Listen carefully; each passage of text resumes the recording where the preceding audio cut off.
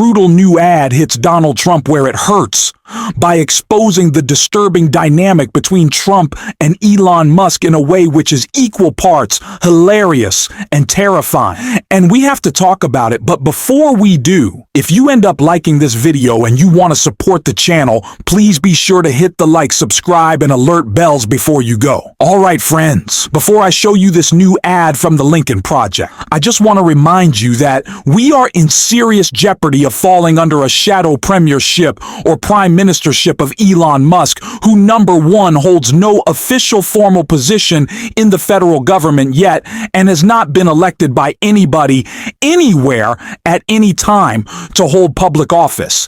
And yet reports show, and we even saw this before the election, he is exerting a disturbing level of control and intimacy and influence over Donald Trump and the Trump campaign and the fledgling Trump administration. So with that context in mind, I want you to see this ad from the Lincoln Project, and it's one of the more brutal ones they've ever produced. And if you're familiar with their catalog, that's saying something. The Lincoln Project salutes Vice President Donald Trump. As Vice President, Trump will finally have the time to do the things that make him happiest. Talk about old movies, playing on his phone, admiring the assets of other men. Meanwhile, President Musk can get down to the business of running the country. We at the Lincoln Project are confident that Donald Trump understands his position. Elon is smarter, wealthier, more charismatic, has a far superior and more successful social media platform and company, is more successful with women, and a better dancer. As President Musk and his assistant J.D. Vance select appointees and write policies, we feel certain Trump will play his part because he's a good boy. Who's a good boy? Trump's a good boy. So I say this hits Trump where it hurts because those of you who are familiar with Trump understand he's a malignant narcissist. He is a thin-skinned egomaniac who is constantly rendered upset and triggered by attacks against his virility, against his strength, against his competence, against his independence. And you can tell, obviously, that's what the Lincoln Project was attempting to do here, to troll Donald Trump. But there's a disturbing grain of truth to this.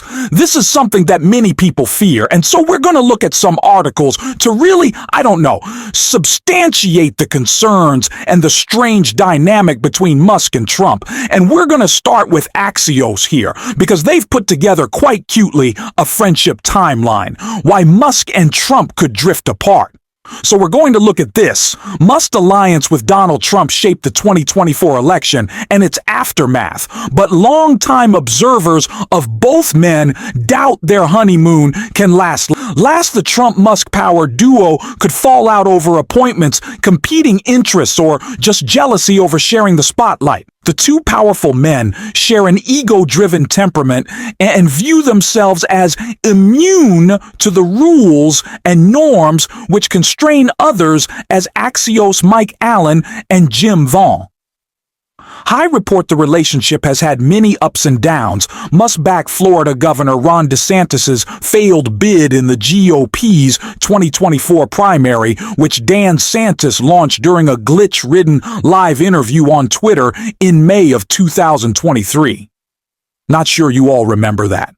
But that was profoundly embarrassing for the Florida governor and Musk himself. Trump's hawkish stance towards trade with China could harm Musk's EV business specifically. Tesla's Shanghai megafactory differences will inevitably emerge.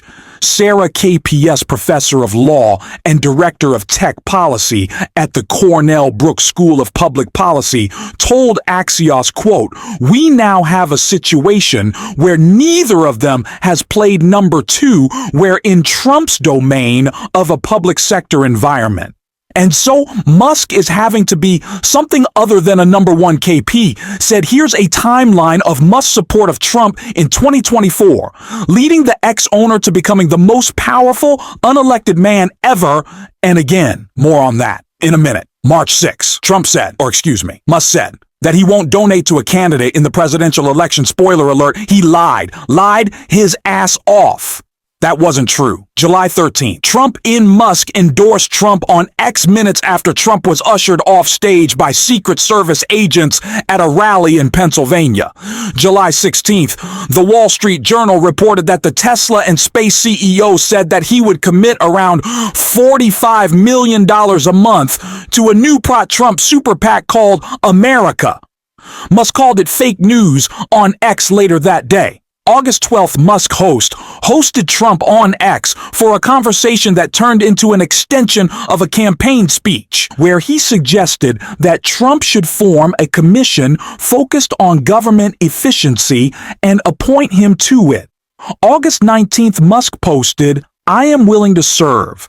October 5th, Musk appeared at a Trump rally for the first time since his endorsement, wearing a black Make America Great Again cap, and said, "As you can see, I'm not just MAGA, I'm dark." MAGA.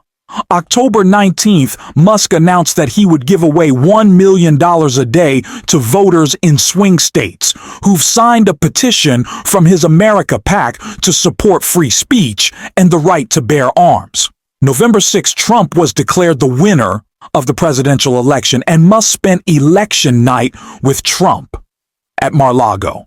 November 12th, Trump announced that Musk and Zixi Ramaswamy would lead a Department of Government Efficiency, DOGE, which is of course like the cryptocurrency operating as an independent advisory group to cut government spending and streamline bureaucracy.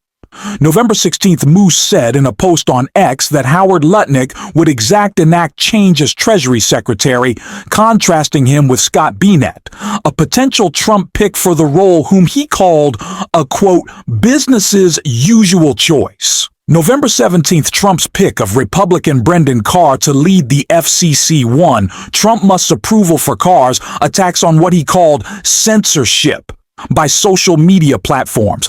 Brendan Carr is a Republican appointee of the FCC already.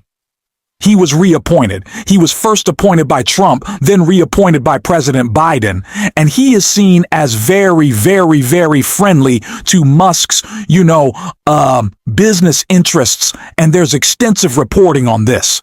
So, point for Musk November 19th, however, Trump did not take Musk's suggestion and instead chose Lutnick to serve as Commerce Secretary, and he instead went with Scott Bezet as Treasury Secretary. November 19th, Trump traveled to Texas to witness SpaceX's Starship launch beside Musk.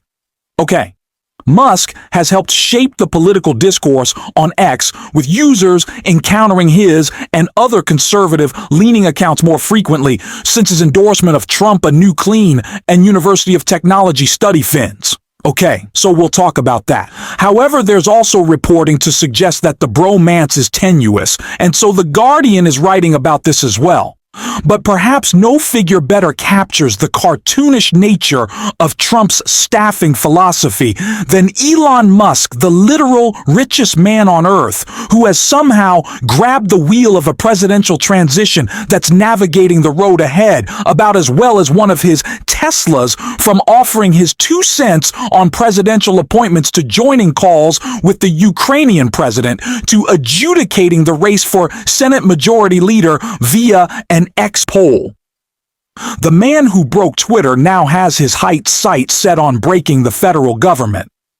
He's poised to hack the budget ramrod in his half-baked policy musings and push through deregulation that will inevitably benefit his fleet of companies like any great rom-com Musk.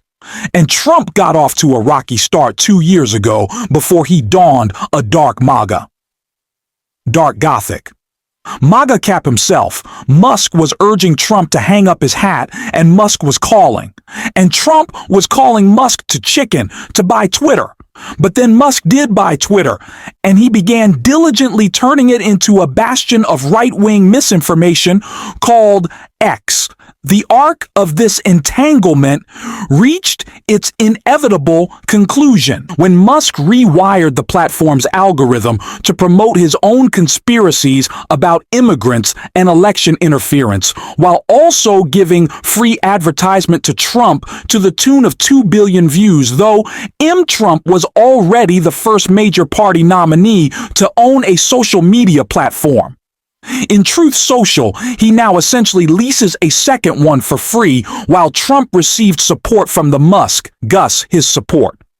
His voters received million-dollar checks for all of Musk's hand, ringing about ballot harvesting. He engaged in brazen election interference schemes where he more or less paid citizens to vote for Trump. Okay? And it goes on and on and on like this. Nevertheless, the patent absurdity of a Musk-Trump pact might just offer a silver lining for Democrats first. Analysts and casual observers alike remain skeptical of how long the honeymoon can last between two narcissists whose power is exceeded only by their pettiness.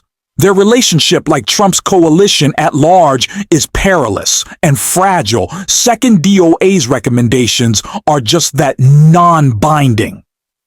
Trump himself has described Musk and Ramaswamy as offering, quote, advice and guidance from outside the government. That means that the Doge is not actually a department, nor is a government.